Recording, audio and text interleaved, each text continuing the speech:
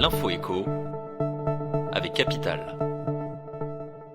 Le chiffre du jour, 2,40%. C'est le taux d'usure en vigueur pour les crédits immobiliers s'étalant sur 20 ans et plus. Ce plafond, au-delà duquel les banques ont interdiction de prêter, est en baisse de 0,20% sur un an. Censé protéger les ménages, ce dispositif mis en place par la Banque de France se révèle finalement être un obstacle à la propriété en ces temps de taux bas.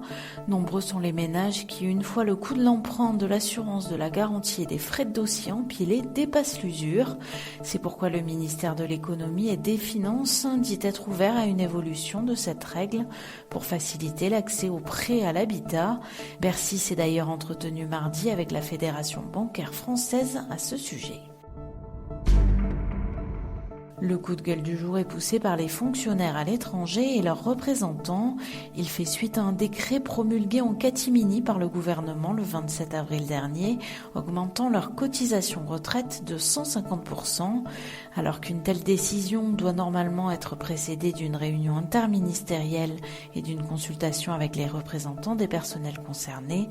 Le décret a pris tout le monde de court, même le ministère de l'Europe et des Affaires étrangères et celui de l'Éducation nationale, tous deux chargés des fonctionnaires à l'étranger. Face à l'indignation générale, le gouvernement a fini par rétropédaler.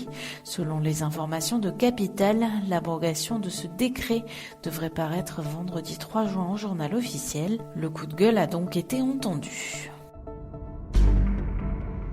L'info pratique Capital vous concerne si vous prévoyez de demander bientôt votre retraite. Plus d'un futur retraité sur deux fait désormais cette démarche en ligne. Sur le site de votre caisse de retraite ou sur celui d'Info Retraite, une seule demande suffit, même si vous avez cotisé à plusieurs régimes pendant votre carrière. Si la démarche est relativement simple, vous devez cependant faire attention à plusieurs points. Vérifiez bien que vos enfants ont été pris en compte, que vos coordonnées sont les bonnes et que tous les régimes auxquels vous avez cotisé sont recensés.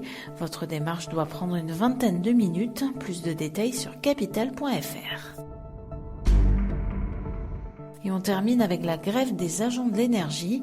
Le mouvement a provoqué jeudi des coupures d'électricité de quelques heures dans le nord et l'ouest pour des dizaines de milliers de foyers et d'entreprises.